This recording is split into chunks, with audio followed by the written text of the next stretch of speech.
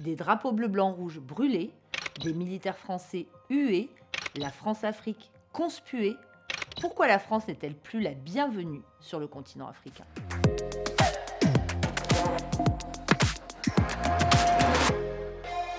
Si nous sommes sortis aujourd'hui massivement, c'est pour dire qu'on en a marre de l'armée française, qu'elle arrête de jouer avec l'Afrique.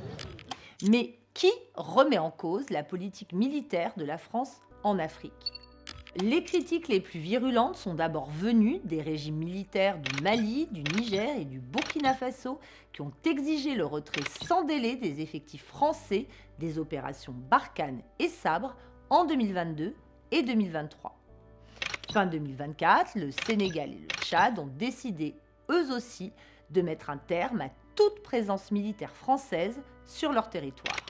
Mais ce sont surtout les opinions publiques qui, particulièrement en Afrique de l'Ouest et du Centre, rejettent le plus violemment la présence française. Pourquoi la présence militaire de la France en Afrique est-elle si violemment critiquée ? L'intervention militaire française au Sahel est apparue comme un tournant. Elle a cristallisé de nombreuses critiques formulées depuis des décennies. La plus récurrente est bien sûr celle qui reproche à la France de mener une politique néocoloniale.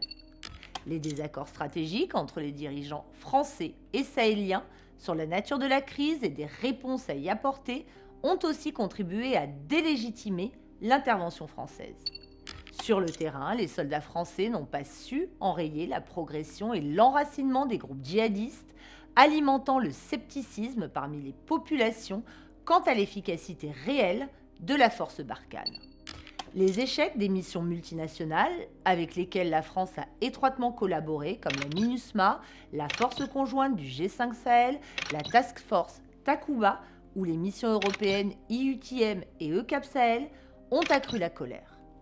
Dès 2017, ont ainsi commencé à fleurir des théories amplifiées par les réseaux sociaux, accusant la France de ne pas mobiliser réellement ses moyens militaires et au contraire de financer et d'armer les groupes terroristes qu'elle prétendait combattre.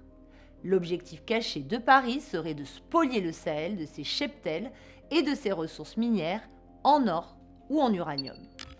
Enfin, les doubles standards de la France dans sa promotion de la démocratie et la condamnation des putschs militaires ont aussi nourri le ressentiment. Le défi majeur désormais pour la France sera dans tous les cas de se débarrasser de sa réputation de gendarme de l'Afrique.